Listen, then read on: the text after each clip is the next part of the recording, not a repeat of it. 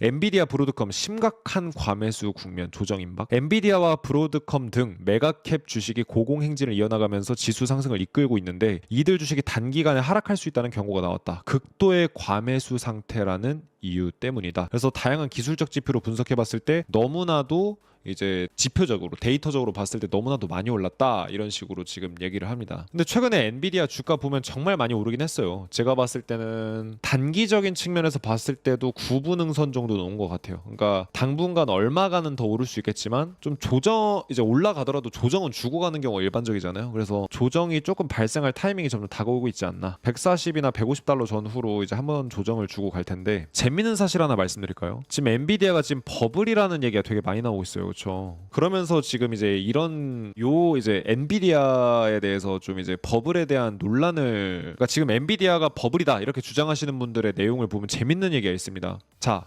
엔비디아보다 그러니까 코인 시장 전체 시가총액을 합친 것보다 엔비디아가 크다. 테슬라 시총 곱하기 5배, 월마트 시총 곱하기 6배, AMD 곱하기 시총 13배 한 것보다 엔비디아가 더 크다. 그러니까 각각이에요, 각각. 그 다음에 프랑스 또는 영국 또는 독일의 주식시장 시가총액을 합친 것보다 엔비디아가 더 크다. 그러니까 독일 전체 뭐 벤츠도 상장돼 있고 되게 다양한 회사들이 상장돼 있잖아요. 독일에 상장되어 있는 전체 주식시장에 있는 이제 기업들의 가치보다 엔비디아가 더 크다. 프랑스 전체 기업보다 엔비디아 가치가 더 크다. 이게 버블 아니냐 이런 식으로 이제 지금 생각하는 분들이 많이 계시고 최고의 혁신 기업인 아마존 그 다음에 이제 워렌 버핏의 회사인 버크셔 해서웨이 이 두 개 회사를 합친 것보다 엔비디아가 더 크거나 맞먹는 수준이다 이런 식으로 지금 얘기를 합니다. 즉 너무나도 많이 올랐다. 솔직히 이게 말이 되냐 이런 식의 지금 얘기가 나오고 있는 상황인데 자 재미로 한번 좀 찾아봤어요.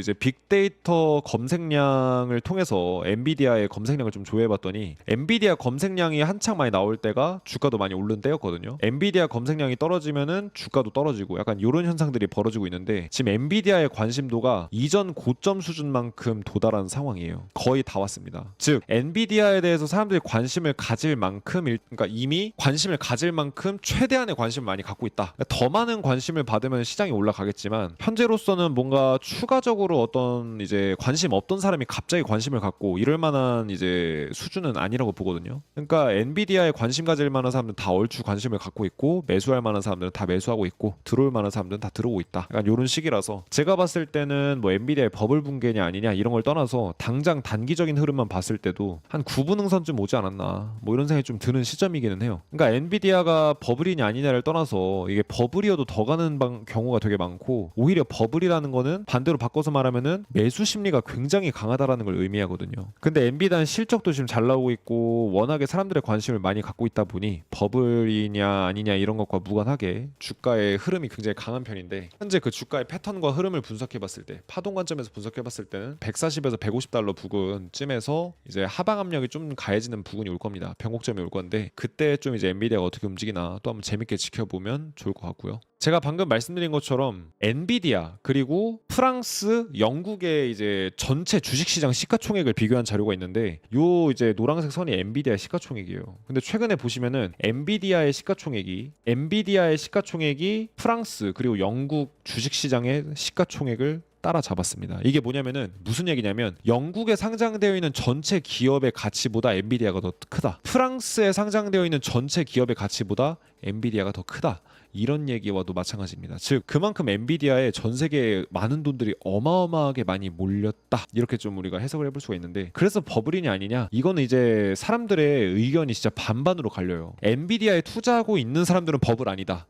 엔비디아에 투자 안 하고 있는 사람들은 뭐 배 아파서 그럴지는 모르겠지만 버블이다. 이렇게 좀 보고 있어요. 근데 엔비디아가 충분히 이제 고평가됐다라는 생각은 누구라도 할 수 있거든요. 버블이냐 아니냐를 떠나서 주가가 좀 비싼 것 같다. 이렇게 생각할 만한 여지들은 이제 데이터들 관점에서 몇 가지가 있는데 그 부분들은 제가 지난번 영상에서 말씀드렸기 때문에 그 내용 좀 참고해 주시면 좋을 것 같고요. 엔비디아 또 호재 터졌다. 미국 큰손 15조 원어치 매수 예정. 미국 이제 대표적인 기술주 ETF가 있습니다. XLK라는 티커를 가진 이제 ETF가 있는데 리밸런싱을 하면서 엔비디아의 투자 비중을 극대화시켜서 늘릴 계획이라고 합니다. 기존에 이제 ETF에 사람들이 ETF를 매수를 해서 돈이 들어오면 그 돈들이 여러 개로 쪼개져가지고 마이크로소프트, 엔비디아, 애플 이렇게 다양한 주식들에 이제 골고루 담기는 이런 형태입니다. 근데 앞으로는 어떻게 할 거냐? 애플 투자 비중을 극적으로 줄이고 엔비디아 쪽의 투자 비중을 극적으로 늘릴 거다. 즉 앞으로 이 ETF에 돈이 들어올 때마다 기관이나 개인들의 돈이 들어올 때마다 엔비디아 쪽으로 더 많이 흘러 들어갈 거라는 얘기예요. 그래서 지금 엔비디아가 주가가 많이 올라가는 것 같아도 지금 이제 기관 쪽에서 들어올 자금들이나 이런 것들마저도 이제 엔비디아에서 더 유입될 수 있는 게 있기 때문에 아직은 조금 더 이제 갈려지가 있다 이런 식으로 이제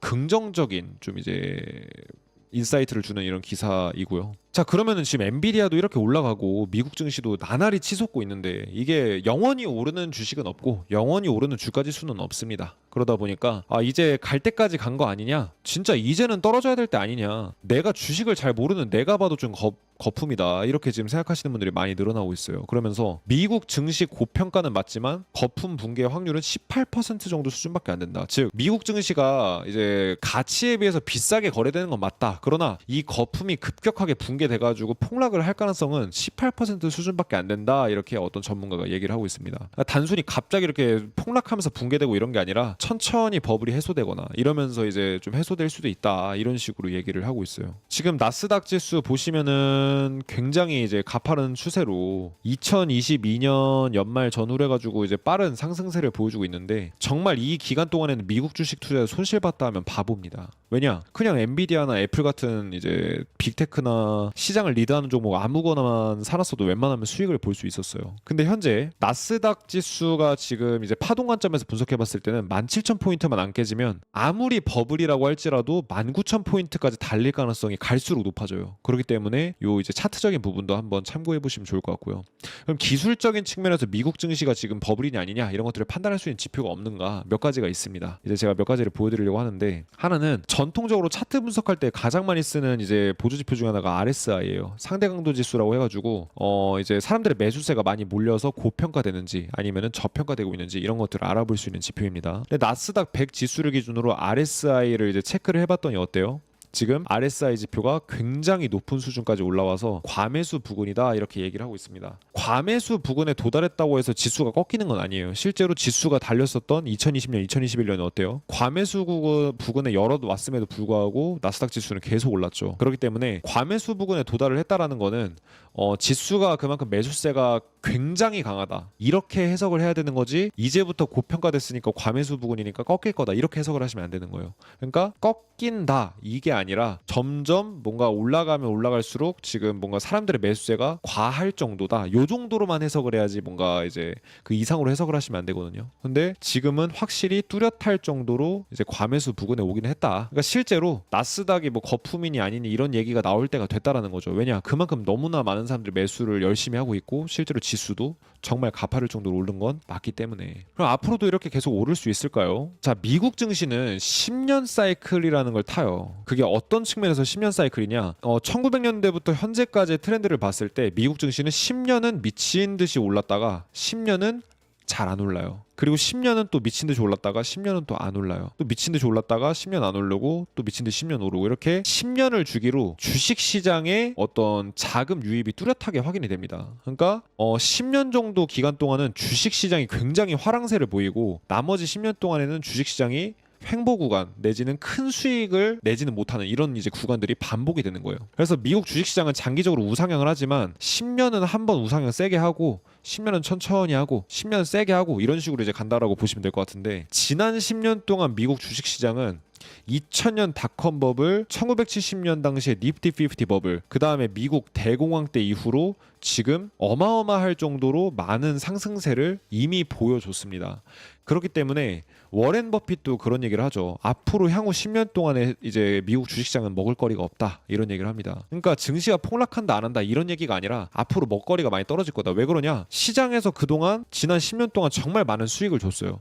근데 제가 방금 말씀드린 것처럼 영원하게 오르는 주식은 없어요. 그러니까 이제 과거보다는 주식시장의 투자 난이도가 점점 높아질 거다. 왜냐? 시장에서 갈수록 먹을 수 있는 수익이 줄어들 거기 때문에. 그래서 지금 시장에서 먹을 수 있는 수익이 갈수록 줄어들고 있다. 이런 내용들이 뚜렷하게 지표로 확인이 됩니다. 어느 정도냐면 미국 닷컴 버블 터진 직후 정도 수준으로 지금 점점 투자 난이도가 높아지고 있고 시장에서 점점 우리에게 수익을 안 주고 있어요. 그러니까 엔비디아나 애플, 뭐 브로드컴 이런 종목만 미친 듯이 올라서 막 주가 지수는 오르는 것 같고 막 사상 최고치 돌파하는데 내가 가진 종목만 안 오르는 이런 기현상이 계속 벌어지고 있는 겁니다. 자, 그리고 에쿼티 오너십이라는 게 있어요.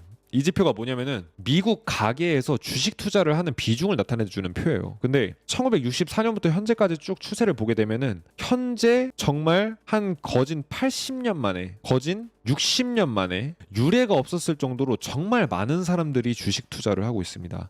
근데 제가 피자 이론이라고 설명을 하는 게 있어요. 이게 뭐냐면은 자, 어차피 주식시장에서는 우리에게 늘 똑같은 수익을 줍니다. 우리에게 늘 일정한 수익을 주는데 우리가 피자 한 판이 있다라고 쳤을 때 이 피자 한 판을 10명이서 나눠 먹는 거랑 2명이서 나눠 먹는 거랑 어떨까요? 2명이서 나눠 먹을 때 더 많은 걸 먹을 수가 있겠죠. 왜냐? 한 명당 4조각씩 먹으면 되니까. 근데 10명이면 어때요? 한 명당 한 조각도 못 먹습니다. 많이 먹는 사람, 적게 먹는 사람 나눠지겠죠.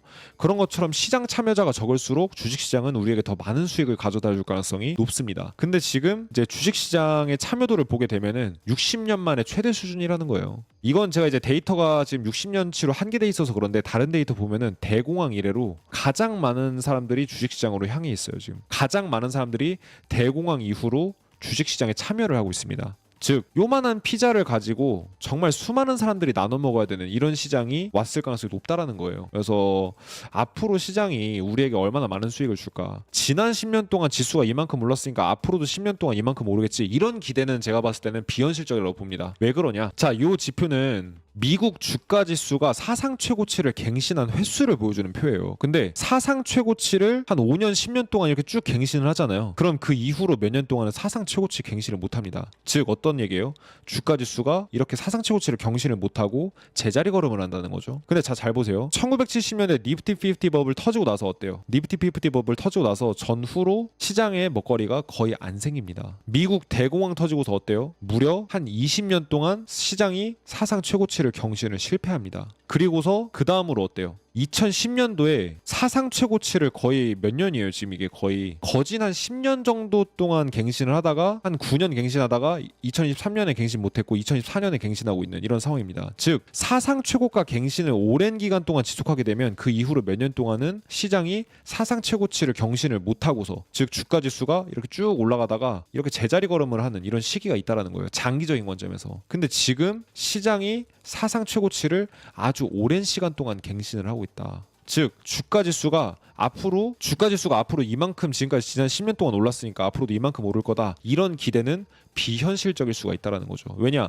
이만큼 올랐으면 당연히 횡보 구간이 나오거나 아니면은 경제 침체로 인한 뭐 폭락 구간이 나오거나 조정 구간이 나왔다가 반등을 하거나 이런 식으로 어떤 일정한 사이클이 있다라는 겁니다.